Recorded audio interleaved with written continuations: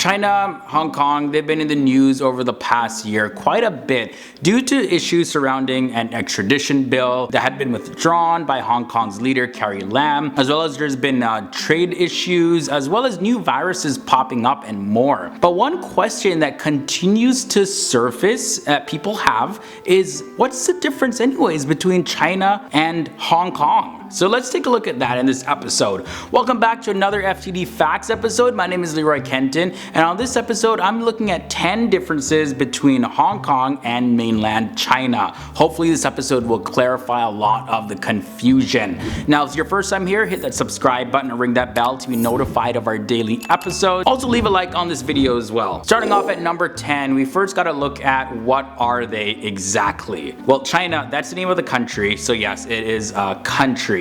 Now, officially, the Hong Kong Special Administrative Region of the People's Republic of China is actually a special administrative region on the eastern side of the Pearl River in southeastern China. So it's not necessarily its own country, it's a country, but it's an administrative division within the country of China. Then we gotta take a look at the differences in languages. We have Cantonese and the language Mandarin. So Standard Mandarin has been the official language of China since 1955, and it's spoken by more than 70% of the Chinese population. Now, over in Hong Kong, the official language of Hong Kong are Chinese and English. Now, Chinese in Hong Kong refers to Cantonese, which is a southern Chinese language that is much different from Mandarin as well as other Chinese languages. So it is possible that somebody in mainland China can't understand somebody in Hong Kong, and vice versa. Well, while we're on the topic of languages, let's talk about the characters that they use, traditional versus simplified Chinese characters.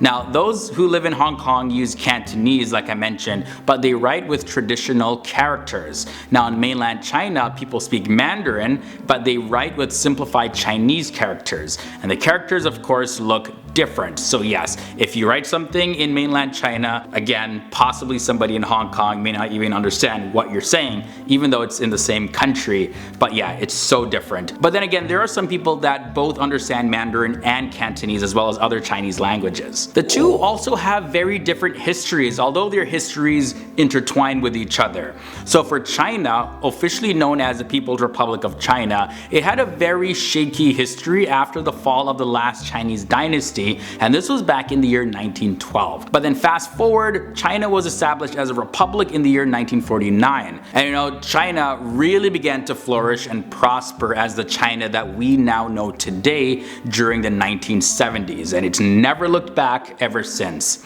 Now for Hong Kong, they didn't face the same history or the struggles as mainland China did, and this was because they were actually colonized by the British. They did, however, both Hong Kong and mainland China suffer from Japanese occupation between the years 1941 and 1945, but in the year 1997, when Hong Kong was once again ruled by the Chinese, it became semi-autonomous. They also have differences in their government structure. So when you look at mainland China, it's run by a communist government, but over in Hong Kong, it has what's called a limited democracy. How their money system works is also completely different. Over in Hong Kong, they have a capitalist economy and they use the Hong Kong dollar, while mainland China uses the Chinese yuan, and each of them having different exchange rates. Another big difference that you're going to notice if you go to Hong Kong and China is that their internet is completely different.